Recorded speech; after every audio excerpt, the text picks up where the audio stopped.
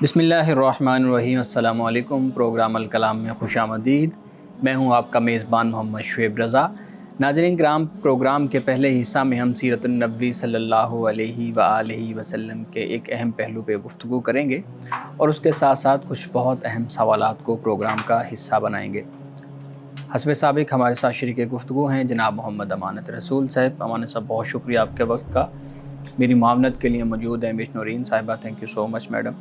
नाज़रीन किराम, आपकी स्क्रीन पे हमारा व्हाट्सएप नंबर आ रहा होगा। आप अपने सवालात हमें भेज सकते हैं। हम इंशाल्लाह आपके सवालात को ज़रूर एड्रेस करेंगे।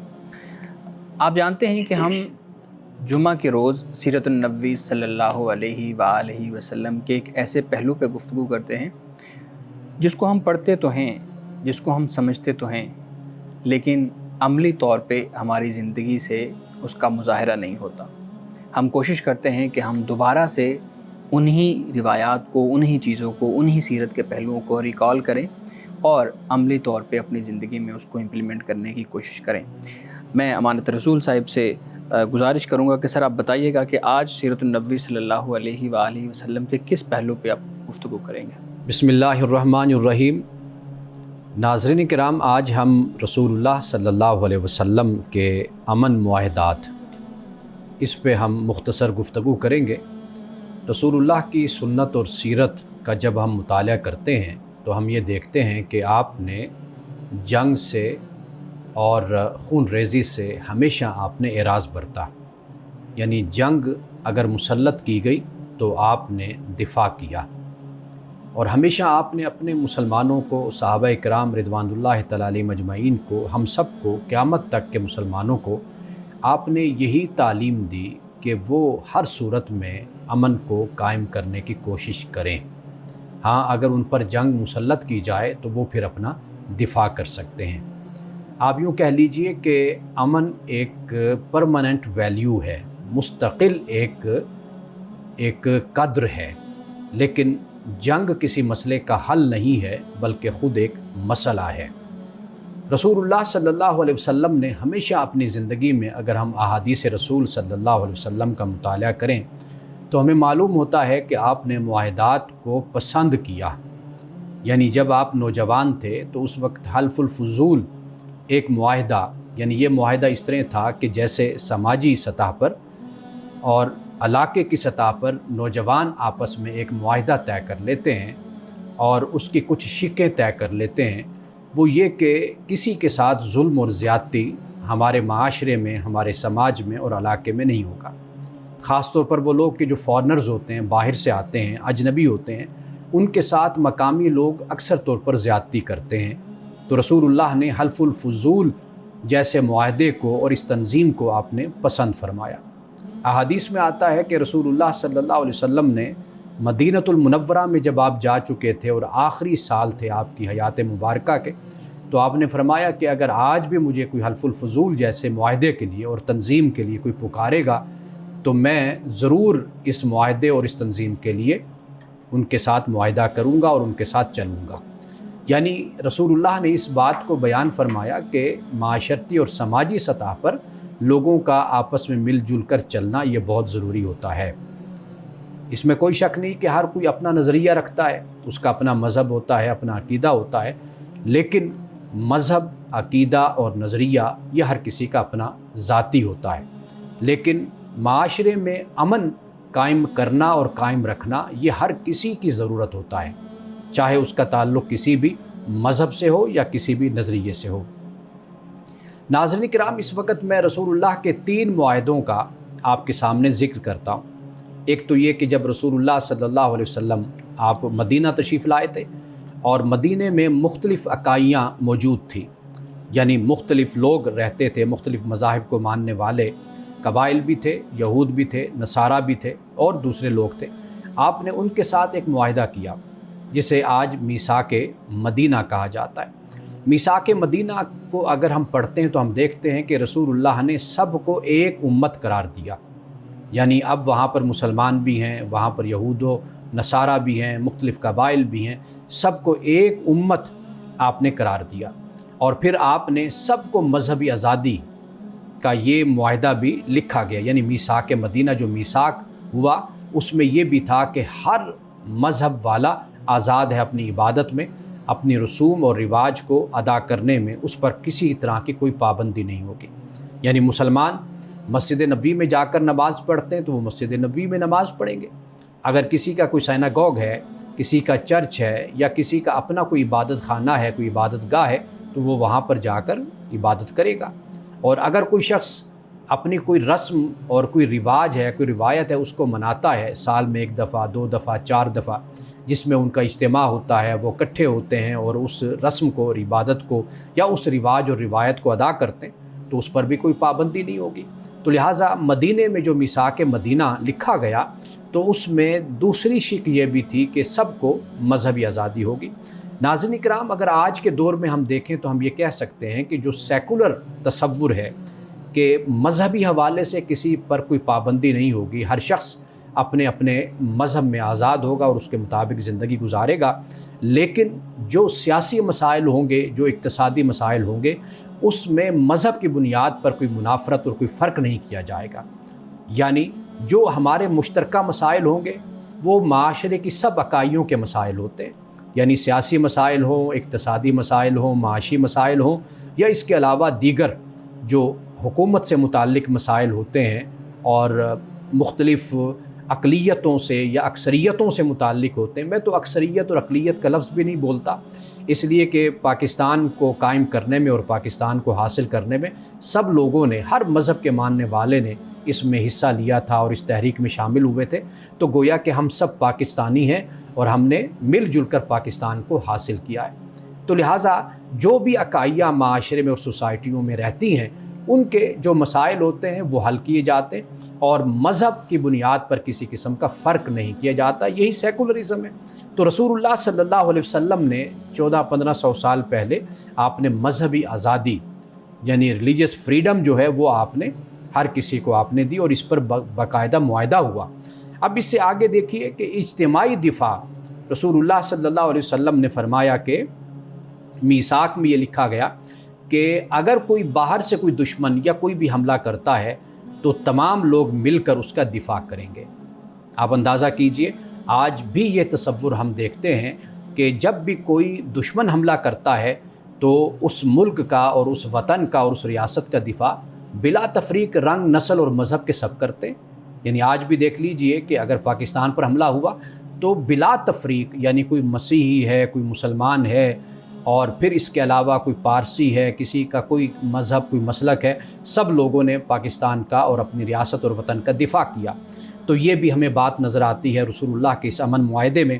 اور پھر اسی طرح داخلی خود مختاری، انصاف اور قانون کی پاسداری، اور پھر فتنہ و فساد کی ممانعت۔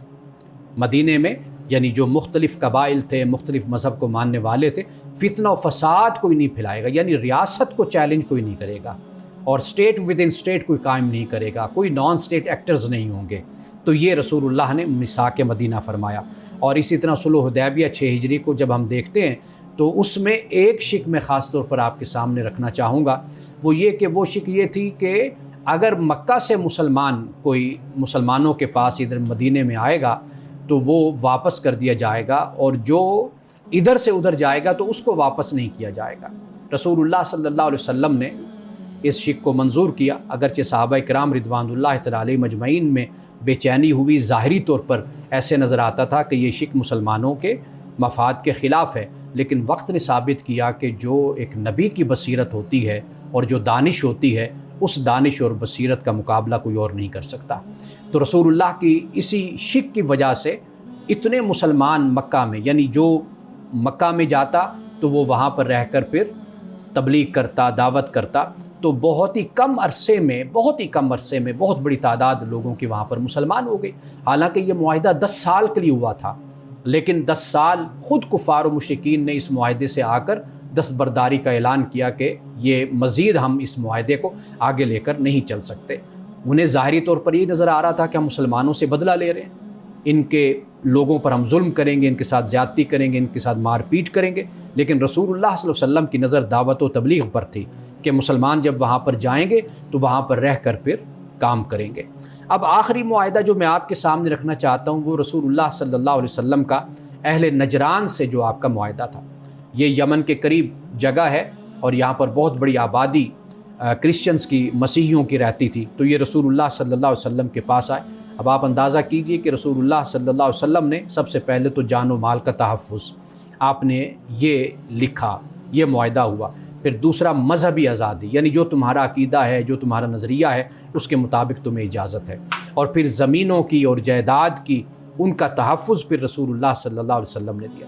اور یہاں پر بھی ایک شک جو بڑی سب سے اہم ہے اور جس سے معلوم ہوتا ہے کہ ایک فراست، ایک سیاسی رہنما کی کیا فراست ہوتی ہے، کہ رسول اللہ صلی اللہ علیہ وسلم نے ان کے ساتھ بھی یہی معاہدہ کیا کہ ہمارا دفاع مشترکہ ہوگا.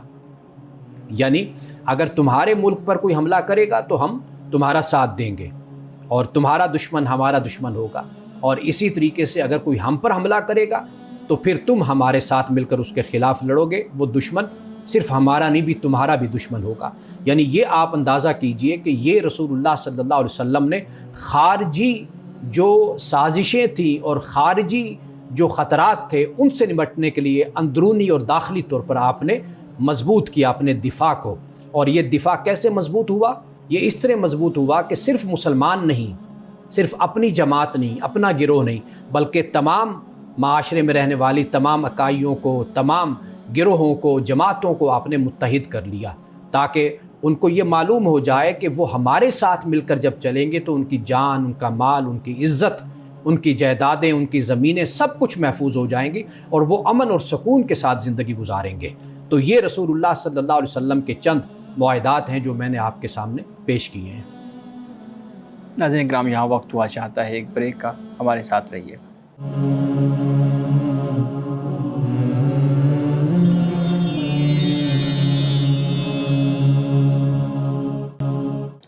ویلکم بیک ناظرین. امن صاحب بہت شکریہ، آپ بہت ہی اہم رسول اللہ علیہ وسلم کی سیرت کا پہلو بیان کر رہے تھے. میرے خیال میں ایک ریاستی لیول پہ جو سربراہان ہوتے ہیں ان کو اس خاص طور پہ اس سیرت کے پہلو کو بہت ضرور دیکھنا چاہیے. ایک چیز میں حلف الفضول کی آپ بات کر رہے تھے تو اس سے متعلق میں پوچھنا چاہوں گا، پھر صلح حدیبیہ پہ بھی کچھ سوالات ہیں. آپ یہ بتائیے گا کہ یہ ہمارے ہاں بھی ٹورزم بہت زیادہ ہے، باہر ممالک سے لوگ آتے ہیں یہاں، ہم اپنے ملک کے اپنے باشندے وہاں پہ جاتے ہیں تو ہم دیکھتے ہیں کہ بہت سے لوگوں کے ساتھ زیادتیاں ہوتی ہیں، ظلم ہوتے ہیں، خواتین کے ساتھ مسائل ہوتے ہیں. تو یہ جو حلف الفضول ہے یہ بہت اہم پہلو میرے سامنے آیا آپ کی گفتگو سے، کہ کیسے آپ جو ٹورزم ہے اس کو یا مقامی جو تجارت ہے اس کو سٹرونگ کر سکتے ہیں، اس کو مضبوط کر سکتے ہیں اپنے نظام کو حلف الفضول سے سبق لے کر. آپ مزید تھوڑا سا حلف الفضول کو بیان کیجیے گا کہ یہ رسول اللہ صلی اللہ علیہ وسلم کو یہ ضرورت کیوں پیش آئی یہ معاہدہ کروانے کی، تاکہ ہم اس کو لوکلائز انوائرمنٹ میں جب دیکھیں تو پھر ہم بھی کسی قابل ہو سکے کہ ہم اس سیرت کے پہلو سے کوئی سبق لے سکیں. اس کی جو بنیاد بنی حلف الفضول کی وہ یہ تھی کہ مکہ میں باہر سے جو فارنر آتے تھے، یعنی وہ مکی نہیں تھے یا عربی نہیں تھے یا ان کا تعلق وہاں کے قبائل سے نہیں تھا، جب وہ وہاں پہ آتے تو ان کے ساتھ یہ زیادتی ہوتی تھی کہ اگر وہ مال بیچنے آئے ہیں تو ان سے مال لے لیا گیا تو ان کو پیسے نہیں دیے گئے، اس معاملے میں ان کے ساتھ خیانت کی گئی. تو ایسے کچھ لوگ اپنی یہ شکایت لے کر گئے تھے، نوجوانوں کے پاس گئے یا سرداروں کے پاس گئے تو ان کے کئی جگہوں پر سنوائی نہیں ہوئی. تو رسول اللہ صلی اللہ علیہ وسلم اور دیگر جو نوجوان تھے انہوں نے پھر یہ سوچا کہ بھئی یہ جو باہر سے آتے ہیں یہ مظلوم ہوتے ہیں، ان کے ساتھ یہ زیادتی کی جاتی ہے، تو اس کا کسی طریقے سے سد باب کیا جائے. تو جو واقعہ ہمیں معلوم ہوتا ہے وہ یہ ہوتا ہے کہ خود ابو جہل نے کسی کے ساتھ زیادتی کی تھی اور کسی کا حق لے لیا تھا. تو رسول اللہ اپنے انہی نوجوانوں کو لے کر ابو جہل کے گھر گئے تھے. اچھا. اور وہ آپ دباؤ کہہ لیجئے یا جو بھی طریقہ اختیار کیا گیا تو اس سے وہ حق لے کر اس اجنبی کو واپس کیا گیا. یعنی جو بنیادی چیز ہے نا معاشرے میں وہ ہے انصاف اور عدل کی قدر. بالکل. یعنی آپ ان معاہدات میں بھی دیکھیں گے تو وہ بنیادی چیز یہی نظر آتی ہے. رسول اللہ صلی اللہ علیہ وسلم کی سنت احادیث سے پہلے اگر آپ قرآن مجید کی بھی تعلیم دیکھیں گے، رسول اللہ کی جو سیرت ہے، جو سنت ہے، واضح بات ہے وہ قرآن ہی کی تفسیر ہے، اسی کی شرح بن جاتی ہے. تو قرآن مجید نے عدل اور انصاف پر بہت زیادہ زور دیا، یعنی اس پر تو کمپرومائز کبھی مسلمان کو کرنا ہی نہیں چاہیے. یعنی جیسے اب آپ نے بات کی ہے ٹورزم کی اور ان باتوں کی، دیکھیے دنیا میں لوگ کیوں ٹورزم بڑھتا ہے ممالک میں، اس کی بنیادی وجہ یہ کہ ان کو پتہ ہے کہ یہاں پر ہماری جان مال عزت آبرو سب کچھ ہماری محفوظ ہے، یہاں پر ہمیں کسی طرح کا کوئی نقصان نہیں ہوگا، ہمیں کوئی خطرہ نہیں، تو دنیا وہاں پر جاتی ہے اور ریاستیں اس چیز کو یقینی بناتی ہیں۔ آپ صرف یورپ کو نہ دیکھیں، آپ اسلامی دنیا کو دیکھ لیں، مثلا دبئی کو دیکھ لیں، قطر وہاں ہے، پر دبئی کیوں ہے، ٹورزم زیادہ کیوں ہے؟ قطر ہے، دبئی ہے، یو اے ای ہے آپ کہہ لیجئے، اس کے علاوہ آپ ترکی ہے اور ممالک آپ دیکھ لیجئے، وہاں پر لوگوں کے تحفظ، خاص طور پر جو ٹورزم ہے اس پر خاص نظر رکھی جاتی ہے اور اس کے لیے باقاعدہ ادارے بنائے جاتے ہیں، باقاعدہ لوگوں کو تحفظ دیا جاتا ہے۔ تو یہ کام بہت ضروری ہوتا ہے، کیونکہ آپ کے ہاں جو زر مبادلہ آتا ہے، آپ کے ہاں جو ایک جسے کہتے ہیں گردش رہتی ہے معیشت کی، وہ رہتی ہی اسی بنیاد پر ہے۔ لیکن امان صاحب، یہ جو آپ نے اس حلف الفضول کی بنیاد بتائی کہ ابو جہل نے کسی کے ساتھ زیادتی کی تھی، اب ایک طرف ابو جہل کا کریکٹر ہے جو بہت سٹرونگ تھا، اس وقت سردار کی صورت میں تھا، ایک معیشت دان کی صورت میں تھا، ایک بزنس مین کی صورت میں تھا، جبکہ دوسری طرف مکہ کے یا عرب کے وہ نوجوان جیسے رسول اللہ صلی اللہ علیہ وسلم تھے یا باقی نوجوان تھے۔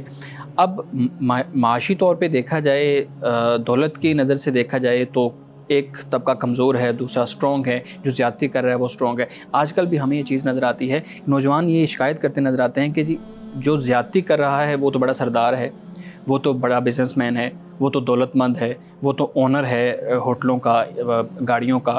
جیسے ہمارے ہاں گاڑیوں کی جو ہے نا وہ ہڑتال ہو جاتی ہے، جیسے جیپ ٹریک پہ جانے کے لیے جیپس ہیں، اس کی مسائل پیدا ہو جاتے ہیں، تو پھر سارے کٹ کر کے بیٹھ جاتے ہیں، اور پھر یہ ہوتا ہے کہ چونکہ بڑے نے یہ ڈیسائیڈ کیا ہے تو اس لیے اس کے خلاف کیسے کھڑے ہوں۔ تو یہ والی سائیکی ہے کہ اس کے خلاف کیسے کھڑے ہوں، اور یہ سمجھ بھی آتی ہے کہ ایک کمزور شخص، میرے جیسا شخص، کیسے ایک بڑے شخص کے سامنے کھڑا ہو سکتا ہے۔ اس صورت میں حلف الفضول پہ تو عمل نہیں ہو سکتا۔ پھر دیکھیے قانون کی بالادستی یہ بنیادی چیز ہے، اس کو یقینی بنایا جائے۔ اب وہ اس وقت جو حالات تھے، جو ماحول تھا، اس وقت حلف الفضول بنایا گیا، اس کی گنجائش تھی، اس لیے کہ ریاست کا اس طریقے سے تصور نہیں تھا جس طرح آج تصور ہے۔ اس جدید ریاست میں تو قانون کی بالادستی اور ریاست اور حکومت اس بات کی ذمہ دار ہوتی ہے کہ یہ ساری سہولتیں مہیا کرتی ہے، قانون کو نافذ کرتی ہے۔ آپ جن باتوں کی طرف اشارہ کر رہے ہیں یہ تو انتظامی معاملات ہیں نا ہمارے ملک کے، خاص طور پر کہ جن میں آپ یہ دیکھتے ہیں کہ ایک شخص ہے وہ اپنی مرضی سے، یا ایک برادری ہے، وہ تاجر برادری ہے یا کوئی اور برادری ہے، وہ اپنی مرضی سے مہنگائی کر دیتی ہے، اپنی مرضی سے ریٹ بڑھا دیتی ہے، اپنی مرضی سے سارا کچھ کرتی ہے۔ تو واضح بات ہے کہ اب ہم جدید دنیا میں رہ رہے ہیں، یہاں پر ایک باقاعدہ قانون کا تصور ہے، ایک نظم کا تصور ہے، ایک ڈسپلن کا تصور ہے، ایک کانسٹیٹیوشن کا تصور ہے۔ تو جہاں پر یہ اب تصورات اور یہ سب کچھ موجود ہے، تو اگر پھر بھی کسی کے ساتھ زیادتی ہوتی ہے تو پھر یہ افسوس کی بات ہے۔ تو ہمیں تو قانون در حقیقت جو ہے اس کو مضبوط کرنا چاہیے، وہ مستحکم ہونا چاہیے، وہ بلا تفریق ہونا چاہیے کہ کوئی شخص بھی ہے اس کے ساتھ انصاف کیا جائے۔ یہ آپ کے اور میرے اختیار کی تو بات نہیں ہے۔ یہاں پھر ایک اور بات بھی ہے نا، میں ایک سوال کر لوں پھر۔ اچھا یہ بتائیے گا کہ یہ جو صلح حدیبیہ کا معاملہ ہوا اور اس میں ہم نے دیکھا کہ رسول اللہ صلی اللہ علیہ وسلم کو ایک سٹیپ، اگر ہم اس کو عام الفاظ میں کہیں تو ایک سٹیپ پیچھے ہو کے جو ہے نا ایک قدم پیچھے ہٹ کے معاہدہ کرنا پڑا، جس میں اس وقت بہت سے اصحاب رسول ایسے بھی تھے جو اس پہ تنقید کر رہے تھے کہ یہ فیصلہ ٹھیک نہیں ہے، یعنی ان کا ایک الگ نقطہ نظر تھا۔ تو اگر جنگ بندی کی یا امن معاہدے کی صورت کو دیکھا جائے تو کیا جنگ بندی اپنی شرائط پہ ہونی چاہیے کہ یہ میری شرطیں ہیں، ان سے میں پیچھے نہیں ہٹوں گا کیونکہ یہ میری سالمیت سے متعلق ہیں، چونکہ یہ میری انٹرنل پولیٹکس سے متعلق ہیں، چونکہ یہ میرے اپنے دفاع سے متعلق ہیں، تو اس لیے میں ان سے پیچھے نہیں ہٹ سکتا۔ اگر آپ معاہدہ کرنا چاہتے ہیں تو ویل اینڈ گڈ، اگر نہیں کرنا چاہتے تو پھر ہماری جنگ ہے۔ دیکھیے جو لفظ ہے نا پسپائی اور پیچھے ہٹنا، اس کی جگہ بہترین جو لفظ ہے نا وہ حکیمانہ فیصلہ ہوتا ہے، حکمت عملی ہوتی ہے، جو آپ علیہ الصلوۃ والتسلیم نے اختیار فرمائی، اور دنیا کے جو عظیم سپہ سالار، عظیم سیاستدان، عظیم راہبر و رہنما، وہ ہمیشہ حکیمانہ انداز اختیار کرتے ہیں۔ ظاہری طور پر جو ساتھ لوگ ہوتے ہیں ان کو شاید اس کی اس طریقے سے گہرائی یا اس طریقے سے ادراک ان کو نہیں ہوتا، تو وہ لیڈر اور راہبر و رہنما ہی اسی لیے ہوتے ہیں کہ وہ حکیمانہ انداز میں فیصلے کرتے ہیں۔ باقی صحابہ کرام رضوان اللہ تعالیٰ علیہم اجمعین نے رسول اللہ کی بارگاہ میں گزارش کی تھی، اپنا نقطہ نظر آپ کہہ لیجیے، اپنی بات آپ کی بارگاہ میں پیش کی تھی، یہ بھی رسول اللہ نے ہی صحابہ کرام رضوان اللہ تعالیٰ علیہ مجمعین کی تربیت کی تھی۔ سیاسی معاملات ہوں، عسکری معاملات ہوں، داخلی معاملات ہوں، ان میں صحابہ اپنی رائے رسول اللہ کے سامنے پیش کرتے تھے، رسول اللہ بھی ان کو اختیار دیتے تھے، پوچھتے تھے، مشاورہم فی الامر کا معاملہ ہے، ان سے مشورہ کرتے تھے۔ اور ہم نے بڑی جگہ پہ دیکھا جہاں پہ دوسرے کی رائے کی اہمیت دی گئی، یعنی ایون کہ غزوہ بدر کے موقع پر کہ جب رسول اللہ صلی اللہ علیہ وسلم نے فرمایا کہ مدینے میں رہ کر، چند صحابہ کی بھی یہ رائے تھی، لیکن بعد صحابہ نے کہا کہ نہیں یا رسول اللہ، یہ تو پھر دشمن ہمارے شہر میں آ جائے گا، تو ہم باہر جا کر لڑیں، تو آپ نے اس رائے کو پسند فرمایا۔ اسی طرح سے سلمان فارسی نے رضی اللہ تعالیٰ عنہ فرمایا خندق کے معاملے میں، تو آپ نے اس رائے کو بھی پسند فرمایا۔ تو یہ رائے کو پسند فرمانا یہ بھی ایک حکمت عملی اور ایک حکیمانہ نقطہ نظر ہوتا ہے۔ کوئی یعنی ڈکٹیٹرشپ تو ہے نہیں کہ بھئی جو میں نے اب کہہ دیا بس تم نے اس کو ماننا ہے۔ جو اللہ کا حکم ہے وہاں پر تو سب سر تسلیم خم کرتے ہیں۔ رسول اللہ صلی اللہ علیہ وسلم بھی اپنے سر مبارک کو جھکا دیتے ہیں اللہ کے حکم کے سامنے، لیکن جہاں پہ اختیار ہے تو وہاں پر پھر مشورہ کر کے فیصلہ کیا جاتا ہے۔ تو جہاں صلح حدیبیہ کی آپ بات کریں نا، دیکھیے نہ پسپائی تھی اور نہ کوئی پیچھے ہٹنا تھا، نہ کوئی شکست کی بات تھی۔ جب دشمن کے ساتھ، مخالف کے ساتھ معاہدہ کیا جاتا ہے نا، تو پھر انسان کو کبھی ظاہری طور پر اپنی پوزیشن سے پیچھے ہٹنا اس لیے ہوتا ہے کہ آپ تب ہی مخالف اور دشمن کو کسی جگہ پر کھڑا کر سکتے ہیں، لا سکتے ہیں۔ اگر آپ اکڑ کر کھڑے ہو جائیں گے تو اس کے بعد پھر کوئی صورت نہیں ہوتی، پھر تو لڑائی ہوتی ہے۔ جی میڈم، اسی سے ریلیٹڈ سوال ویسے کچھ اور تھا، لیکن چونکہ اب بات اس طرف چل نکلی ہے تو جو جنگ بدر کی آپ نے بات کی، ہماری جو اب پاک بھارت جنگ ہوئی ہے تو کئی چیزیں سملیرٹی میرے نزدیک ہوئی کہ جی ہم تعداد میں ان کی نسبت کم تھے، بھارت ہمارے مقابلے میں فضائی حوالے سے ان کی تعداد زیادہ، پھر ٹیکنالوجی کی جو ان کے جو جہاز تھے وہ ہم سے زیادہ ویل ایکوپڈ تھے اور ٹیکنالوجی کے لحاظ سے، اور ہمارے اسی حساب سے تھے۔ اب اس جنگ میں جنگ بدر کی طرح اللہ کی مدد جو ساتھ شامل ہوئی اور ہمارے نوجوانوں کی الحمدللہ مہارت جو تھی وہ ساتھ تھی، لیکن اس میں کچھ لوگوں کی ابھی بھی یہ رائے ہے کہ جنگ اللہ کی نصرت آ رہی تھی تو جنگ ابھی چلتی تب تک کہ جب تک کہ ہم، جیسے شعیب صاحب نے بات کی کہ بھی اپنی شرائط نہ منوا لیتے، جیسے پانی کا مسئلہ کہ آئے دن بھارت جو ہے وہ جب مرضی پانی بند کرتا ہے، ایک دوسرا کشمیر کا مسئلہ۔ کچھ لوگوں کی یہ رائے میں پڑھ رہی تھی کہ بھی وہ لوگ کہہ رہے ہیں کہ ابھی چونکہ اللہ کی نصرت آ رہی تھی، ہم لوگوں کا پلڑا بھاری تھا، تو ہمیں جنگ نہیں ختم کرنی چاہیے جب تک کہ اس پہ نہ بات ہو۔ دیکھیے پہلی بات تو یہ کہ یہ مسئلہ ہے عسکری ماہرین کا اور سیاسی ماہرین کا۔ ہمارے ہاں 24 کروڑ آبادی ہے، 24 کروڑ میں سے 23 کروڑ تو کم از کم سارے سیاسی تجزیہ نگار بھی ہیں اور عسکری ماہرین بھی ہیں ہمارے یہاں۔ کوئی مذہبی مسئلہ ہوگا تو سارے عالم دین بھی ہیں۔ یہ ایک بڑا ایشو ہے ہمارے ساتھ۔ میری ہمیشہ جو رائے اور ہمیشہ جو نقطہ نظر رہا ہے وہ یہ ہے کہ وہ ہم سے بہتر سمجھتے ہیں، ہمارے عسکری ماہرین ہیں، ہماری آرمی ہے، ہمارے حکمران ہیں، سیاستدان ہیں، چونکہ وہ اس میں انوالو ہیں مکمل طور پر، ان کو زیادہ پتہ ہے، ان کی زندگی اس میں گزری ہے، ان کا تجربہ ہم سے کہیں زیادہ ہے۔ یہ ہمارے تبصرے ہوتے ہیں، ہم یہ بیٹھ کر اس طرح کے تبصرے کرتے رہتے ہیں، لیکن میں آپ کو ایک عرض کر دوں کہ ہم اتنے کمزور نہیں ہیں، نہ ہم ان سے کہیں پیچھے ہیں۔ الحمدللہ ہمارا جو دفاع ہے وہ بہت ہی مضبوط ہے اور بڑا مستحکم ہے، اور پاکستان نے اس بات کو ثابت بھی کر دیا ہے۔ یعنی جو اسٹریٹجی اور حکمت عملی جو اختیار کی گئی ہے وہ آپ کے سامنے ہے۔ آپ دیکھ لیجئے کہ اصل جو انسان کی جنگ ہوتی ہے نا، اس کی نفسیات کی جنگ ہوتی ہے۔ اگر آپ اپنے دشمن کو نفسیات میں اگر شکست دے دیتے ہیں نا تو آپ جیت گئے ہیں۔ باقی یہ جو آپ نے جن معاہدات کی طرف بات کی ہے، یہ سارے جنگ لڑ کر فیصلے نہیں ہونے تھے، یہ فیصلے اسی صورت میں ہی ہونے تھے کہ جب دوسرا یہ محسوس کرے کہ بھئی ہم آگے نہیں چل سکتے، نہیں لڑ سکتے، یہ جنگ جاری نہیں رکھی جا سکتی۔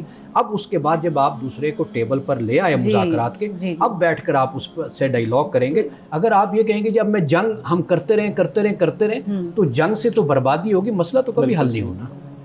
ناظرین کرام، گفتگو ابھی جاری ہے، یہاں وقت ہوا چاہتا ہے ایک بریک کا، ہمارے ساتھ رہیے گا۔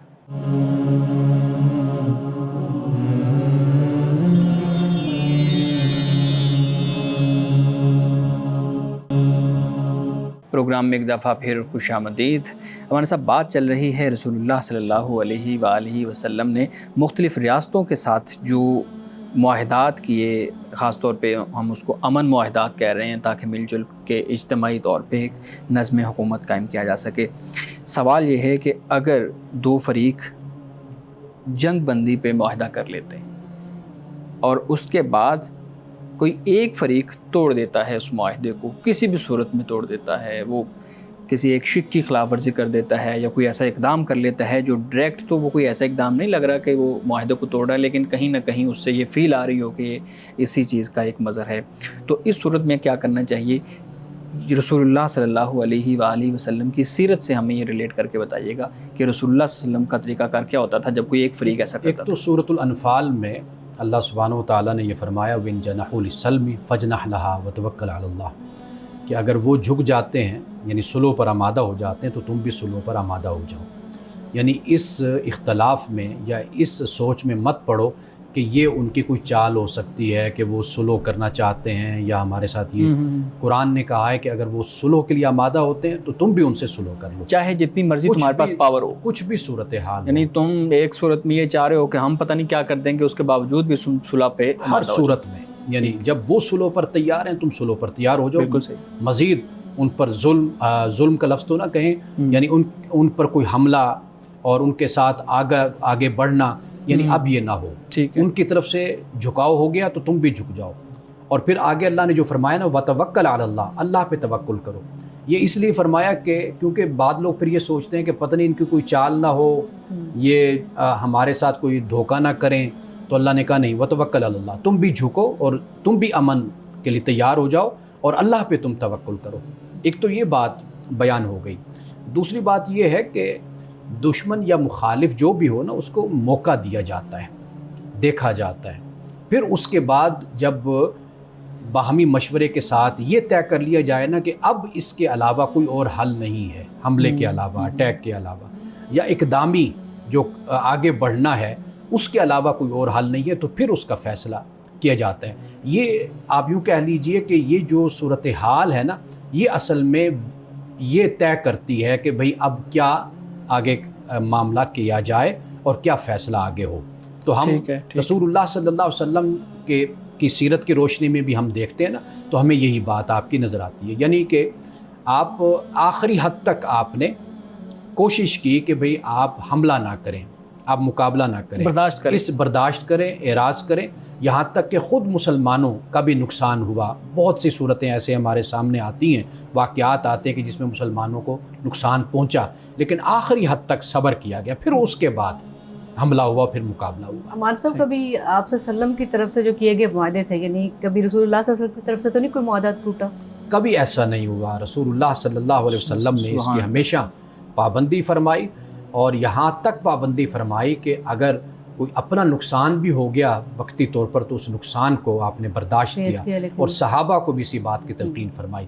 اور آج ہم مسلمانوں کو بھی اسی بات کی تلقین ہے کہ کبھی بھی معاہدہ نہ توڑا جائے. پہلے تو فہم و فراست کے ساتھ معاہدہ کیا جائے، پھر معاہدہ نہ توڑا جائے، اور دوسری اقوام کے ساتھ کبھی ظلم اور زیادتی کا رویہ نہ اختیار کیا جائے. ایک سوال اور کر سکتے ہیں؟ جی پلیز. جیسے ہم میگنا کارٹا کی بات کرتے ہیں کہ یورپی ممالک نے اپنی آپ کو پروٹیکٹ کرنے کے لیے جو کچھ بھی ان کے مطلب تھی کہ بھی خواہشات یا مقاصد یا ایجنڈا جو تھا انہوں نے یہ معاہدہ کیا.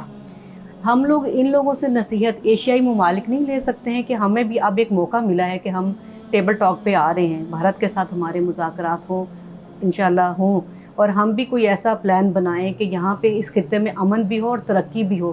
جب تک ہم اس خوف کے بادلوں سے نکلیں گے نہیں، ترقی کیسے ممکن ہوگی؟ جبکہ اگر اس خطے کے لوگ اس طرف توجہ مرکوز کریں کہ ہم بھی کچھ آگے نکلیں، دنیا جیسے باقی ممالک آگے نکل رہے ہیں، اس غربت کی چکی سے سب نکلیں. جی دیکھیے، آپ دعا کریں، کیونکہ یورپ نے تو بڑی تباہی اور بربادی کے بعد سبق حاصل کیا.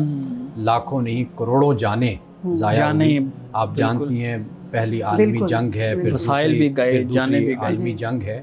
تو آپ یہ دعا کریں، اس لیے کہ ابھی وہ ہلاکتیں اور وہ تباہیاں ہمارے ہاں نہیں آئیں.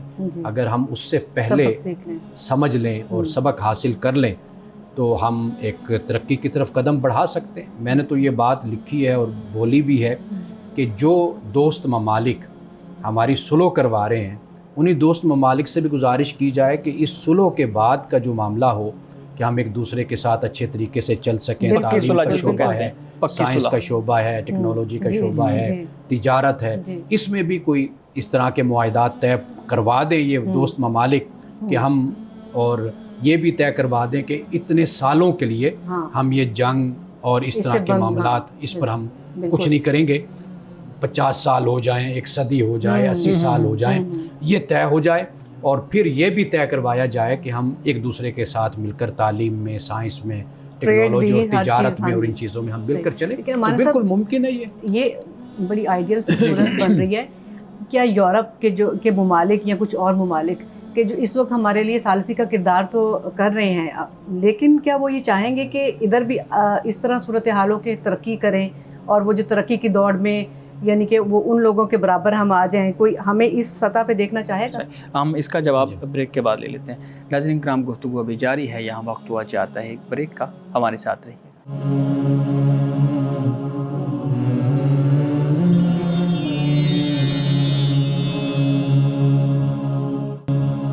پروگرام میں ایک دفعہ پھر خوش آمدید. امان صاحب, میڈم کی طرف سے سوال ہوا کہ کیا دوست ممالک یا بقیہ ممالک یہ چاہیں گے کہ ہم اسی طریقے سے اچھے طریقے سے رہیں جیسے باقی دنیا رہ رہی ہے؟ اچھا, ہمارے ہاں ایک کنسپائریسی تھیوری چلتی ہے, یعنی سازشی نظریہ تصور ہمارے ہاں بہت زیادہ گردش کرتا ہے مسلمانوں میں.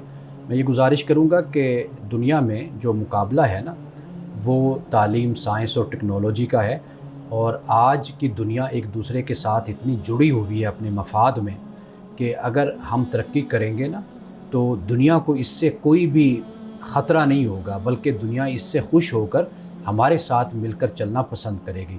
یعنی افرادی قوت کے حوالے سے دیکھ لیں, سائنس کے حوالے سے دیکھ لیں, معیشت کے حوالے سے دیکھ لیں, آج وہ صورت نہیں ہے کہ جیسے آج سے کئی سو سال پہلے دنیا میں معاملہ ہوتا تھا. اب دنیا بڑی باشعور ہے اور تعلیم ہے اور بہت کچھ, یعنی ایسا اب دنیا میں رونما ہو چکا ہے جو بڑا انقلابی ہے. تو لہٰذا اگر ہم بھی ترقی کریں گے تو آگے بڑھیں گے. اگر دیگر ممالک جو ترقی کر رہے ہیں, چائنا کہاں پہ پہنچ گیا, اس سے اگر سپر پاور کو کوئی خطرہ نہیں ہوا کہ چائنا ترقی کر گیا, آپ یو ای کو دیکھ لیں وہ ترقی کر گیا, آپ جاپان کو دیکھ لیں جس پہ ہیروشیما ناگاساکی پر بم پھینکے امریکہ نے, وہ جاپان ترقی کر گیا. آپ اس کے علاوہ سنگاپور کو آپ دیکھ لیں وہ ترقی کر گیا, ترکی ہے. تو لہٰذا میرا خیال ہے کہ اس سے کوئی دنیا کو خطرہ ہوتا ہے جب جنگ و جدال کی باتیں ہوتی ہیں, جب فتنہ و فساد کی باتیں ہوتی ہیں, جب لڑائی کی باتیں ہوتی ہیں, پھر خطرہ ہوتا ہے. تعلیم سے, سائنس سے, ٹیکنالوجی سے کسی کو خطرہ نہیں ہوتا. یہ ایک تعمیری مسابقت ہوتی ہے, کمپٹیشن ہوتا ہے, یہ ہونا چاہیے دنیا میں. اگر اس میں یورپ آپ سے مقابلہ کرتا ہے تو آپ جی بسم اللہ کر کے آگے بڑھیں, آپ بھی مقابلہ کریں. آپ کے سامنے اس وقت دنیا کہ کس طرح امریکہ, ٹرمپ نے جس طرح ٹیرف کا مسئلہ اٹھایا اور دنیا نے کس طریقے سے اس کا مقابلہ کیا ہے. اب چائنا کو دیکھ لیجیے. تو میرا خیال ہے یہ چیزیں زیادہ اہم. اچھا مولانا صاحب, ایک چیز آخری میں پوچھنا یہ چاہوں گا اس سے متعلق کہ ہمارے ہاں آج کل یہ جنگ کے بعد جو حالات بنے ہوئے ہیں, پھر معاہدہ ہو رہا ہے, پھر دونوں ممالک بیٹھ رہے ہیں اور بہت سی چیزیں میرے خیال میں سیٹل ہو بھی رہی ہیں. اس سارے معاملے میں ہمارا جو سوشل میڈیا ہے, ہمارا یہ یوٹیوبرز ہیں, یا الیکٹرانک میڈیا کو بھی کسی حد تک دیکھ لیں, یا دوسرے ملک کا جو میڈیا ہے یا سوشل میڈیا کے جو انفلوئنسرز ہیں, وہ ایک اپنا الگ ہی, وہ کہتے ہیں نا کہ دکان کھول کے بیٹھے ہوئے ہیں اور ایسی چیزیں, ایسی نیگیٹو ایک چیزوں کو پورٹرے کر رہے ہیں جس سے پبلک کے اندر جنگ ابھی بھی جاری ہے, اور جو ریاستی لیول پہ سارا امن معاہدہ تقریباً ہو چکا ہے, ہو رہا ہے. تو اس صورت میں آپ کیا دیکھتے ہیں کہ جو ہمارے اس طرح کے نیوز چینلز یا اس طرح کے یوٹیوبرز ہیں, اس طرح کا سوشل میڈیا کنٹینٹ ہے, یہ کتنا نقصان دہ ہو سکتا ہے اس چیز کے لیے؟ میرا ذاتی خیال یہ ہے کہ نچلی سطح پہ تو یہ خطرناک ہو سکتا ہے, یعنی ہماری اخلاقیات کو بگاڑ دے, ہماری سوچ اور فکر میں انتشار پیدا کر دے, یہ تو ہو سکتا ہے. لیکن جو اعلیٰ سطح پہ بیٹھے ہوئے لوگ ہیں اوپر, اس پر اس کا کوئی اثر نہیں ہوتا. یعنی جنہوں نے بیٹھ کر معاہدہ کرنا ہے آپس میں, وہ آپس میں معاہدہ کریں گے. یہ چیزیں ادھر بھی ہیں ادھر بھی ہیں. یہ ملکی سطح پر تو خطرناک ثابت ہو سکتی ہیں, یعنی جو صورتحال ہمارے ملک میں ہے, یعنی داخلی حوالے سے تو ہمیں کمزور کر سکتی ہیں. لیکن جاننے والے جو ماہرین ہوتے ہیں ان کو اندازہ ہے کہ بھئی ان لوگوں کی کیا وقت ہے اور کیا ان کی حیثیت ہے. ان کے اپنے جسے کہتے ہیں نا ایک ذاتی مفادات آپ کہہ لیجئے, ویسٹ انٹرسٹڈ جس کو کہا جاتا ہے, ویسٹڈ, یہ وہ انٹرسٹ ہے جن کے لیے یہ لڑتے ہیں.